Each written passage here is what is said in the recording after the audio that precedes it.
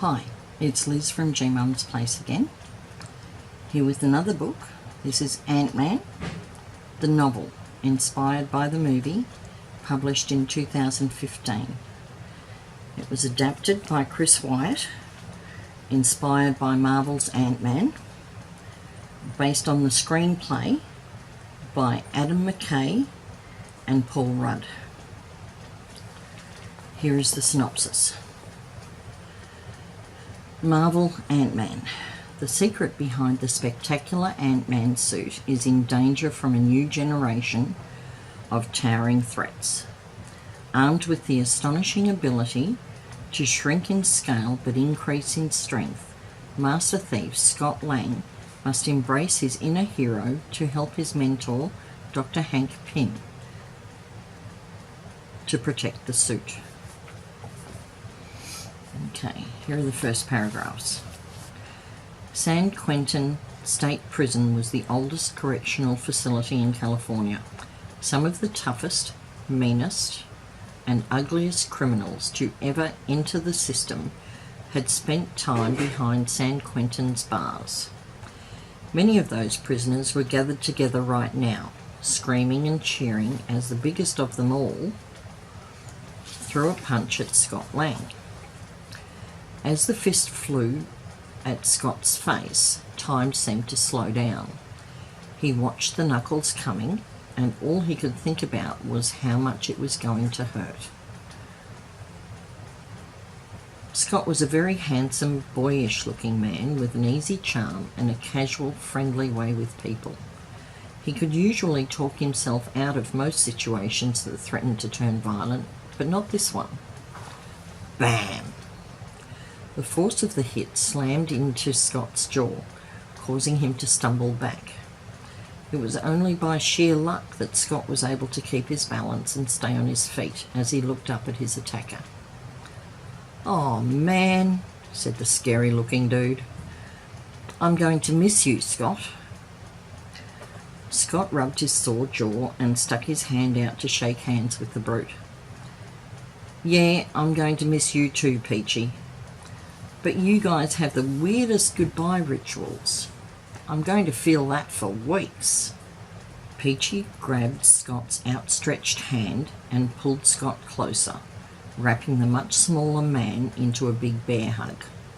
Each of the other prisoners took turns patting Scott on the back or shaking his hand. He was a nice guy and pretty popular with the other inmates. Everyone was sorry to see him go, but Scott wasn't sorry. After years of living in a cold grey cell, he had finally done his time and was going to be free. Scott's face was still smarting from Peachy's farewell as he thanked the guards who ushered him past the banged-up perimeter fence. Walking out through the gates of San Quentin after years on the inside was one of the greatest feelings of his life. He stopped for a moment to breathe in his first breath of non-prison air. Everything seemed possible. Scott looked across the road at a man standing in front of a dented-up old van. "Look at that familiar face," Scott called out to Louis. "And look at that disgusting van. No way that's street legal." "Look at that beat-up face," Louis replied warmly. "Let me guess, Peachy?" "You got it," said Scott, chuckling. "I've still got a mark from my own going-away present, and that was a year ago," said Louis, as he raised his chin, showing Scott. Then he kissed his own fist. "But I'm still the only guy who ever knocked him out." Reaching Louis, Scott gave him a bro hug.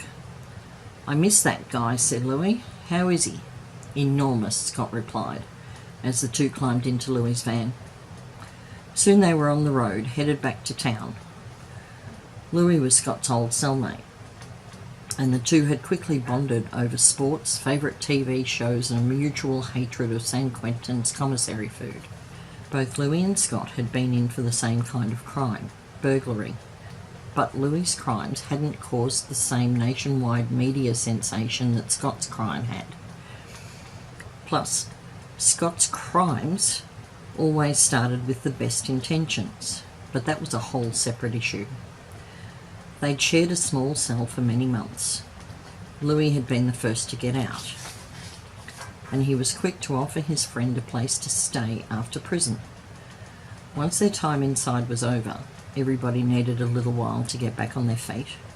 Excited to see his friend after so long, Louis was chattering a mile a minute as he drove along. "It's good to see you," he said. "I've got the couch all set up. You can stay as long as you like. It'll be like old times." Scott gave Louis a worried glance. Old times had been spent locked in a high-security prison. Scott wasn't too interested in things being like old times. "And you'll be back on your feet in no time," Louis continued. "I want to introduce you to some good people I met since I got out. Skilled people." Scott knew that skilled was Louis's way of saying great at breaking and entering. "Hoa," said Scott. "Listen, I did my time and now I'm going straight. I've got a daughter to think about." Louis gave Scott a sad look. It was the kind of look you might give a boy who thinks his ice cream's not going to melt. "Real jobs don't come around too easily for anyone these days, let alone for ex-cons," said Louis. "Even for geniuses like you." The look in Louis's eyes worried Scott, but he knew that he had to go straight. He couldn't risk being thrown back in prison. "I've got a master's in electrical engineering," said Scott. "I'm sure I can find a decent job." But the way he said it made Louis think he wasn't really sure and was just trying to convince himself that what he said was true. "Sure, whatever you say, bro," said Louis non-committally. Despite Louis's concerns, within 2 weeks Scott had a job, but it wasn't a great job, and it didn't require a master's degree in electrical engineering.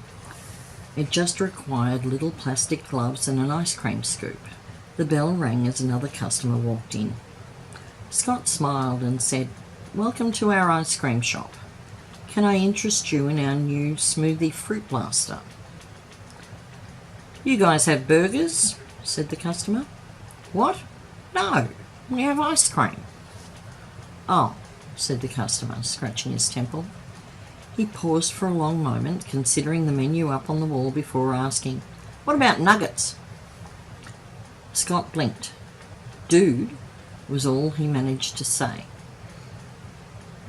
Before the customer could ask another dumb question, Dale, Scott's manager, a man overly proud of his modest achievements, poked his head out of the back office. Dale looked at Scott and asked, "Can I see you in the back, Chief?" Dale was always calling people Chief or Bud or something. It was probably because he didn't care enough to learn anyone's name.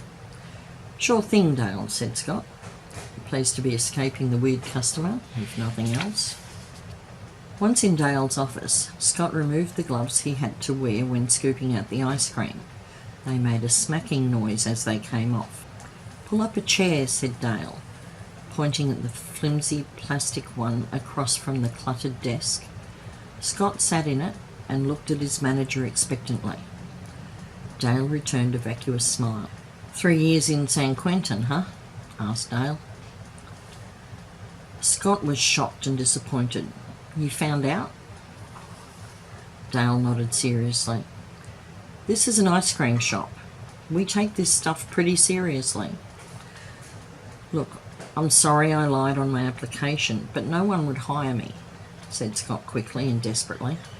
"It wasn't a violent crime, and I'm a good worker." Dale looked over a thick stack of papers on his desk. "Says on the report it was breaking and entering and grand larceny." Scott blinked. "Wow, that's a thorough report." Dale looked up as if he was trying to remember something. "Wait, Scott Lang? Were you the guy that robbed that billionaire?" "Yeah, that would be me," said Scott sheepishly. A smile sprang to Dale's lips. "You were on the news. Man, you've got guts. Respect." Scott was relieved. Maybe this was going to go better than he'd thought. "So, does that mean you can give me another chance?" I promise I won't let you down. Dale instantly turned serious. Sorry, no can do. Gotta fire you, champ. But you know what? I'll let you grab a smoothie fruit blaster on your way out. Scott shrugged. A free smoothie. At least that was something. It was more than he had gotten at all the other places where he had applied for a job. He headed back to the front of the shop. As he did, he heard Dale call after him. Only half price. A half free smoothie. Okay. It was half of something. This is another of my grandson's books. It was also written simply, obviously aimed at a young audience, but I thoroughly enjoyed it anyway. The book covers the first part of the Ant-Man movie and is a great read. I gave this book 4 stars on Goodreads. As always, hit the subscribe button and the notification bell, smash the like button, and say hi in the comments. Thank you very much for watching this video.